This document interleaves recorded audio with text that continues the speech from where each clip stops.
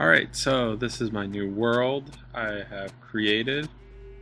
This is a project I'm starting, which I imagine is going to take forever. And I have dubbed it Flat World. And as the title might imply, I am going to be mining the world down to bedrock. So I imagine it's going to take a while. It should maybe go a little quicker once I have enough experience to do some enchantments and potions and all that.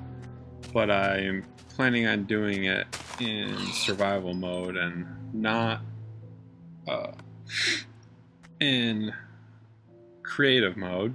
Had a brain fart there. And so what I'm actually going to do is find the very center of the map and set up kind of a base of operations there. My original commentary while I was playing the game it's kind of lost. So as a result, I'm doing the first 2 episodes of this with voiceovers. So that's gonna be kind of crappy because it's not as engaging. And I know in my original videos I had certain topics I was talking about, which I, for the life of me, can't remember. I'm pretty sure I was complaining about my recent breakup, which is now not so recent, but that's not something to really discuss anymore. I'm past that. I guess I will kind of still talk about some of the movies I saw, that give my thoughts on those.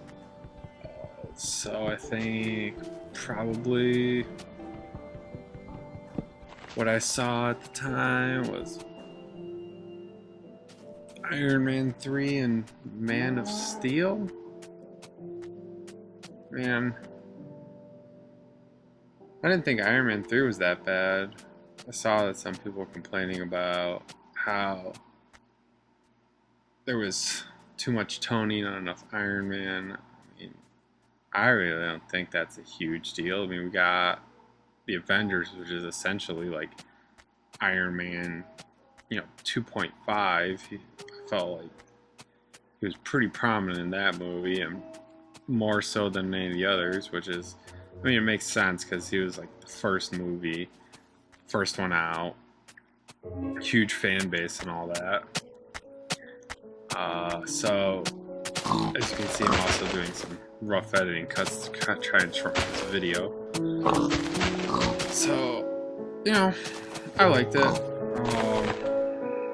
I mean, I thought the Mandarin direction was a little weird, but I mean, at least there was something new. Like, wasn't really super expected for that to happen, which was kind of nice. I also kind of wish, personally, I'm sure I'm not alone here, is that they had more Iron Man and War Machine interaction. There really wasn't a whole lot of that, especially compared to the second one, and considering that War Machine wasn't in the Avengers. Just kind of wish you could have got some more of that in there. But obviously it's been a while since I've seen it, so that's about all the thoughts I have on that. Let's see. Man of Steel. I'm not really one for Superman. I think he kind of really lame to try and write for. Like, he's not the most interesting of the superheroes. He's,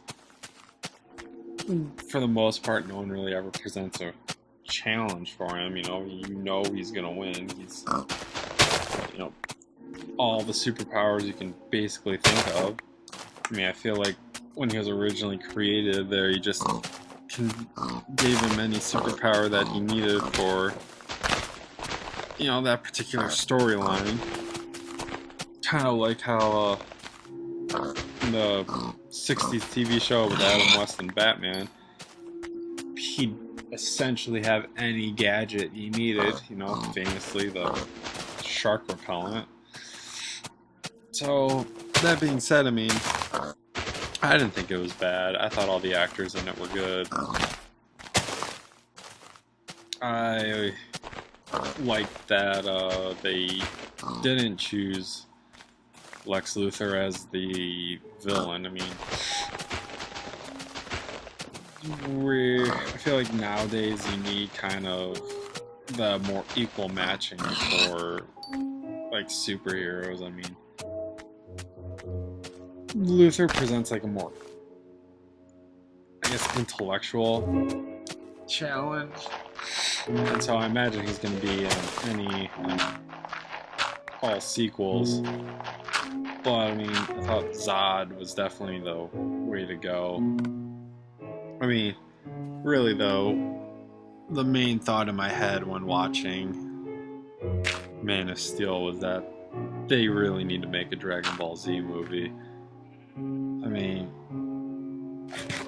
Dragon Ball Evolution was just terrible. I mean, I feel like they didn't pay any attention to the source material. I mean, it's really not that hard.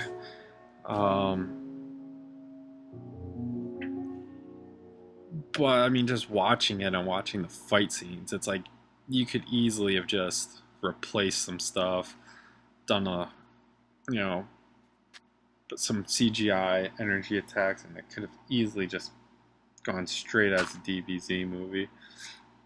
Right here, if you're wondering, is essentially what I did for my first night. I literally dug myself into the wall and stayed there. So that was an easy cut to make for spending the first night. And of course, naturally, I got this asshole spider just hanging out, waiting for me to open it up. Of course, I want to avoid starving, so that's fun. And we got the creeper in the distance, and another spider over there. All the fun and exciting features of Minecraft. Well, yeah, so I saw that some people, actually a lot of people, kind of complaining about, you know, Superman doesn't kill. So others are like, well, you know, he kills, you know, when it's absolutely necessary. I mean, I'm definitely more on the line of thinking that Superman will kill. I mean, he's not Batman. He doesn't have the absolute reason to not kill. I mean, the best example everyone uses is Doomsday, which I do hope appears in a sequel. Well, here's my lone building. No villages, no villagers, but I got a well, so that's cool. Also very close to 0-0. So this is going to be the base of my operations, just kind of marking it out so that way I can get back to it. Get that setup going. Lots of desert. Oh yeah, so Doomsday. I feel like Doomsday should be in a sequel, but I also feel he'd serve better for a Justice League movie. 'Cause, I mean, if you actually read the first appearance for the death of Superman, where he originally fights Doomsday, I mean, it's several issues, each of which has, you know, him progressively getting closer and closer to Metropolis, and all the superheroes just trying to stop him, just attack him, and then none of them are succeeding. And the ending was obviously, you know, Superman doesn't really die, and you know, neither does Doomsday. But, I mean, that would really show like how Doomsday can just bring Superman to the brink and essentially just annihilate him. I mean, it's not often that Superman, you know, is faced with a challenge like that where he has to really, really attack with full strength and then still just basically hope that everything goes okay. That was...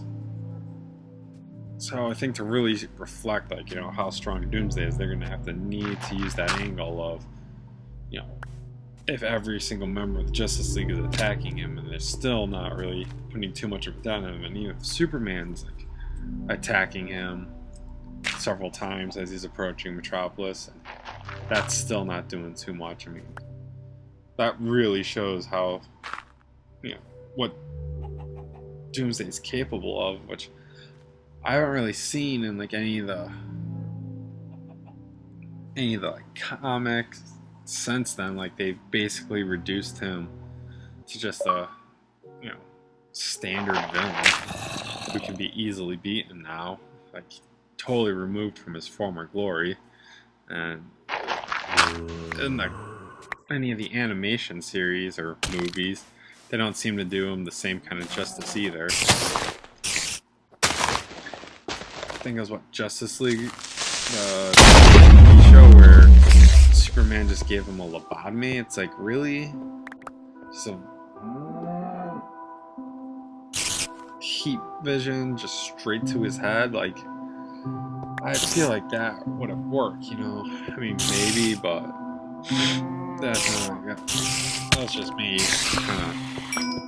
I hate when they like build up these characters in like any kind of medium where they're supposed to be like super strong, super powerful, super challenging to the heroes, and then just kind of make them, you know, beaten with a cop out. I mean, that's kind of what happened with Doomsday. That suddenly, after all this fighting and him not showing any signs of, you know, needing to rest or any fatigue, that conveniently, as soon as he's in Metropolis, that he's suddenly tired and that Superman suddenly start doing damage to him.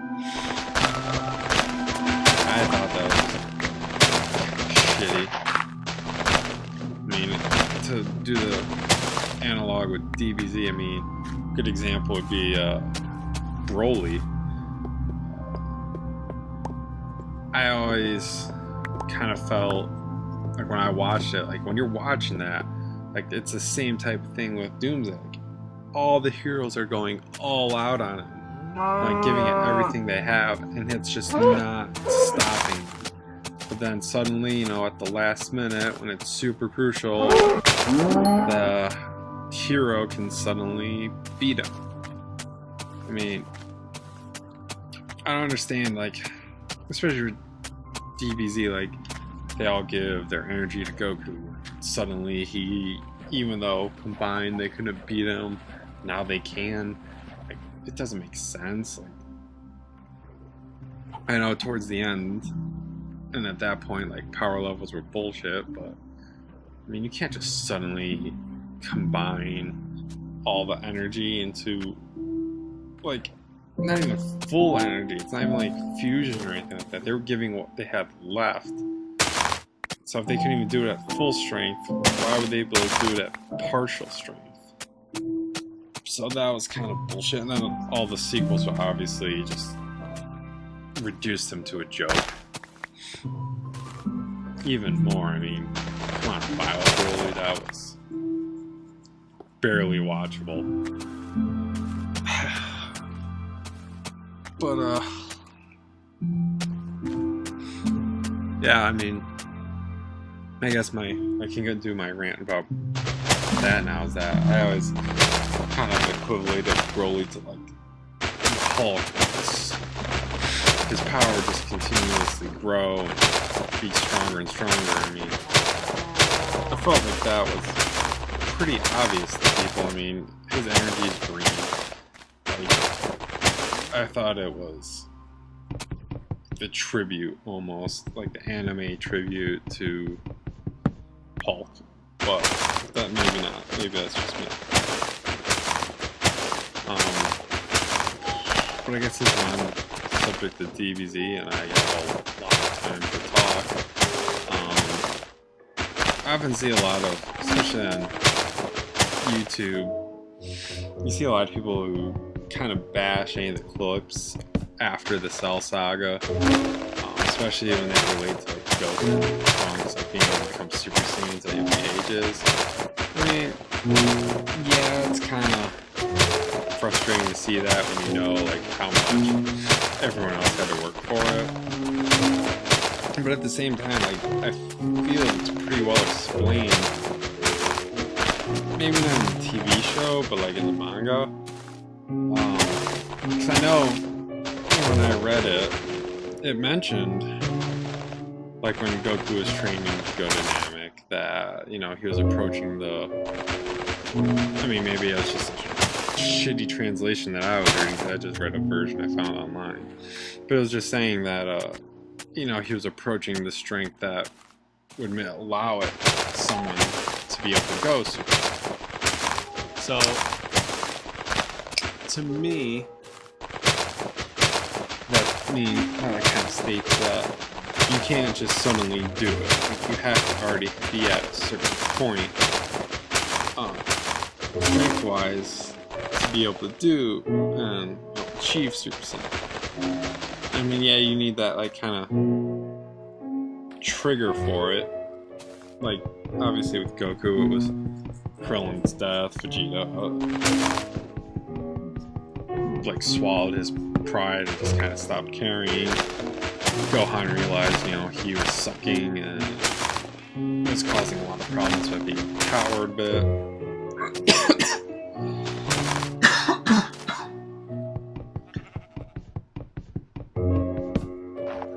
Get me a drink of water. But yeah, I mean, so I think the first thing to keep in mind is you need to be at a certain power, which they state pretty well, I felt. I think the second thing is, and this is more just kind of like my train of thought, I really haven't talked too much with any of my friends who watched it about it, but I mean, I feel like with the social structure the Saiyans had, like, they probably passed on some power through, like, you know, to their offspring, so their kids would like get some of their power. I think that's probably the whole, you know, elite warrior thing Vegeta was always going on about, was that's why I believe that reasoning, because, you know, it makes sense that, you know, the strongest would, you know, have the strongest kids. Again, Broly being the outlier and able to, you know, achieve the Super Saiyan form even quicker was because he was already born, you know, essentially stronger than Vegeta was, like, before, around the time he went to Earth. I mean, that was as a kid, so with just even some training, he would have, you know, been probably Super Saiyan by 5, you know? 5 years old, maybe not, who knows? But anyway, so they probably pass on their strength through genetics, which, you know, essentially means that the kids would be able to achieve Super Saiyan easier. Also, this is one of the reasons I like to choose Super Meat Boy. Get that double head going. Yeah. I'm weird. It'd be better if you didn't have such crappy vision while having pumpkin.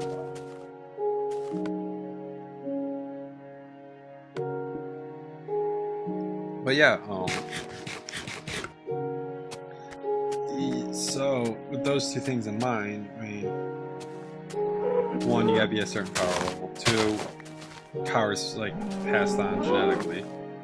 I mean, Vegeta wasn't a Super Saiyan when he had Trunks, but I mean, he was essentially at the threshold. Like, he was around the borderline. I mean, obviously, the timeline for Trunks being conceived and Vegeta becoming a Super Saiyan, that's, who knows where that actually is. I mean, I know, like, it can be easily assumed that he was not a Super Saiyan when Trunks was conceived. But I mean, if you look at Goten, he was potentially already like the ascended Super Saiyan. So there's really, I mean, in my mind, they'd be already at a huge advantage because their strength would, just from being born and conceived at that level, you know, their strength's already immense. And then, I mean,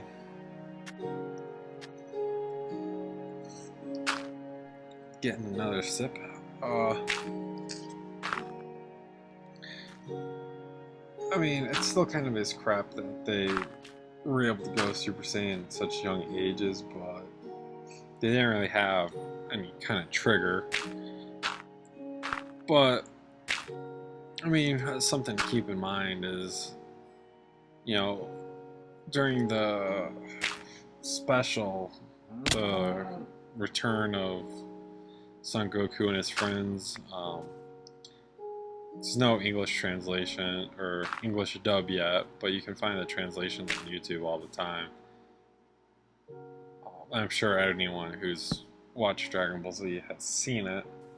You know, in that one, you meet Vegeta's brother and the two aliens whose name escaped me, who were kind of being a dick to him. And they state that, you know, they're even stronger than Frieza was, and, you know, I know it's after Buu and after the kids have trained, and even as fused forms they can go Super Saiyan 3, but, I mean, the enemies they face, are stronger than, Frieza, so, you know, by that logic, they're stronger than Goku was when he faced Frieza. I mean, so who knows how strong they really were when they became Super Saiyans. But I mean, even in the first time Trunks goes Super Saiyan on TV series, I mean, he's already able to walk around in 150 times gravity on Super Saiyan.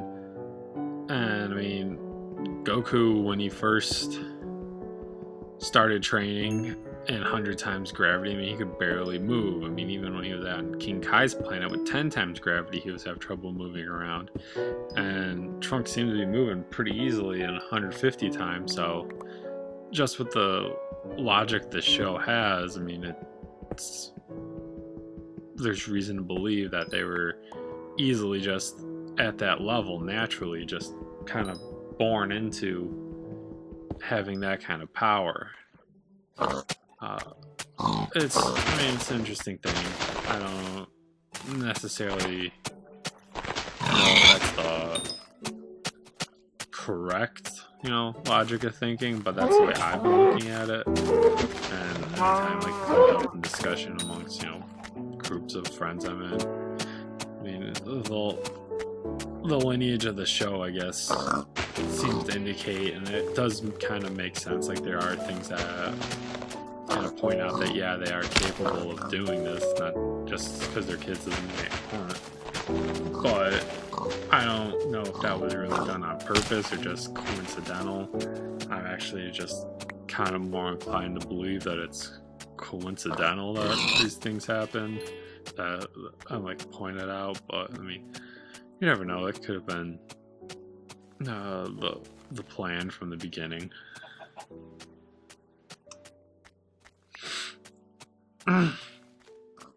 So So I guess I'll state the kind of the rules I have for this world. I can't remember if I already did that or not, but I'm playing on normal.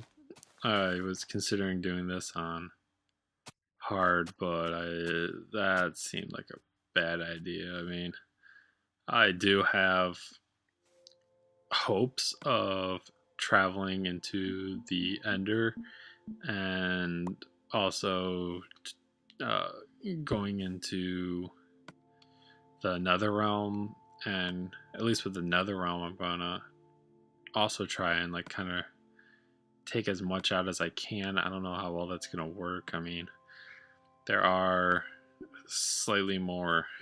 I mean, it's a smaller area, but I feel the enemies are a lot more challenging to beat in the Nether. I mean, the gas are such a pain in the ass. I mean, zombie pigmen, obviously, that's no big deal. You just don't bother them. They won't bother you. Magma cubes aren't that bad. But, I mean, the gas and the blazes, I mean, they can just ruin your day. Even on just normal. So not really going to try and go too far into that. Yeah, the Ender Dragon, I mean, I'm realistically going to be playing this by myself, so I'm going to need a lot of like enchantments and stuff like that, which I imagine, even if I hopefully can even find a stronghold in this map, that's not something I have any knowledge of, and apparently they don't always exist in a map, so that could be problematic. But on the plus side, I don't think I'll have to waste any Eyes of Enderman finding it. I'll just wait until I kind of come across it naturally. Also planning to, at least in my transportation system, I'm going to try and make a grid pattern around the very edges of the map and have, you know, some more stations, mostly just like food and like a bed. That way, if I do die, which, I mean, if I die, I'm not planning on restarting or anything. I'm just gonna accept, you know, the death, and that's gonna be that. I mean, in my normal games, I'll often kind of rage quit after I die with that when I have like a lot of materials on me or something rare. So I really don't want to do that. I want to kind of keep it going straight through, and I'm gonna plan on doing it that way. I imagine it's probably gonna be more than one time where I'm gonna die either from lava or a creeper attack, and it's just gonna be frustrating, which I'm gonna kind of hope I can minimize that by having those travel stations and making sure I sleep in a bed and being able to get my lost materials. I mean, if I die in lava, then that's really not going to help any, because the lava is just going to destroy everything anyways. I mean, this is essentially me starting my dig down to the very bottom of the map. That way, I mean, at the very bottom, along the bedrock edges, I mean, you really don't have to worry too much about anything, really. I mean, it's a good way to get slimes to spawn,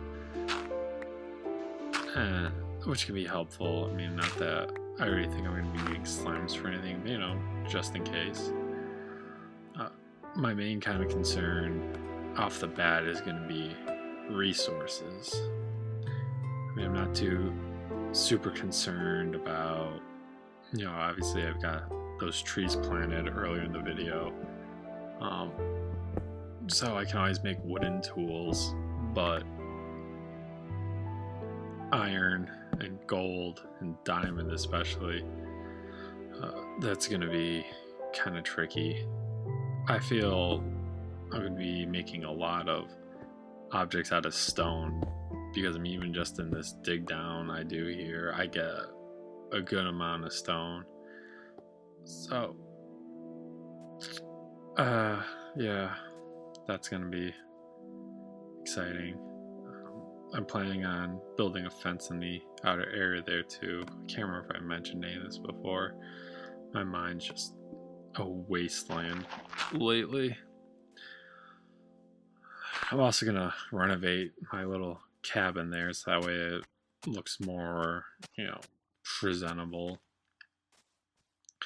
I think I'm gonna do glass like enclosure so that way I can look out and see, any potential creepers that might just be there ready to explode, which is really not ideal.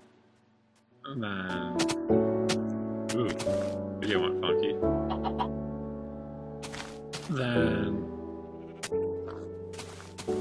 in terms of, mining the world down, I have mixed feelings with lava and water. I mean, the way I look at it is either one I could just fill in with like materials and get rid of it that way. I could scoop it all up with buckets, and again that runs into the resource issue, is do I have enough resources to do that? Then with lava, do I do that or just mine it, use the water to pour over it and get obsidian from it? And right now in my mind I feel preferential to either collecting it with buckets or just filling it in. Especially the lava. Water really doesn't have any, it's not helpful if I, just collect it. But at least the lava, if I collect it in the bucket, then I can, put it in the furnace. Really, help get some materials done. Especially, I imagine I'm going to be coming across a lot of ores, so that could be helpful. I really don't think I'm going to need obsidian, but I mean, that could be fun to do. On the flip side, I think I could, in the overworld,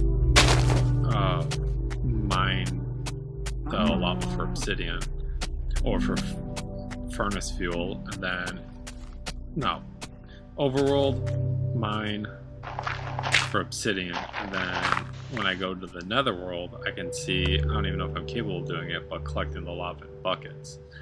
If I can do that in the netherworld, then I'm gonna do that. Obviously I'm gonna have to get some obsidian here in the first place so I can even get to the nether, but I don't see that being too much of an issue. I mean, I imagine going down, I'm gonna probably find some lava on my dig down to the very bottom of this map, so I'm not super concerned about not finding lava. I mean, I even found some on the surface back on the way over here, which I could probably find my way back to pretty easily. So, yeah, kind of coming to the close of the video. I'm gonna be ending it with me just digging down.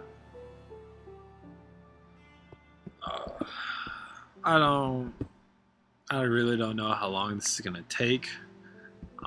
I'm also not super familiar with this video program, so if I can find a way to get a counter up in like the corner of how long I've been playing, I'll probably try that. I mean, I can't imagine that's too hard, but this is not a program I'm super familiar with, so I'll probably get there. The way I'm structuring the gameplay is I'm recording for about an hour and a half or to 2 hours. Then I'm, importing it, and I'm gonna try and cut it down from there into about half-hour sections. That is probably going to change. I'm probably going to start, you know, combining them and cutting them down even more, because even with this one, even at the length it is, I've seen some parts that I feel like I can probably get rid of, but it's like writing a term paper, you know, it's never really done. It's just finished enough to turn in.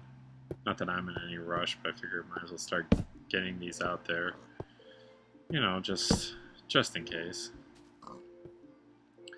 Yeah, and here's my main cavern that I just stumbled into as I was digging down. So again, water, not sure what to do with that. I think I'll figure something out. Hopefully just lighten it up enough that I won't have any, you know, monsters just come out and start attacking. But I think that's really going to be doing it for this video. Here's it ending on me smelting some iron. And hopefully the next one will be slightly, you know, more exciting.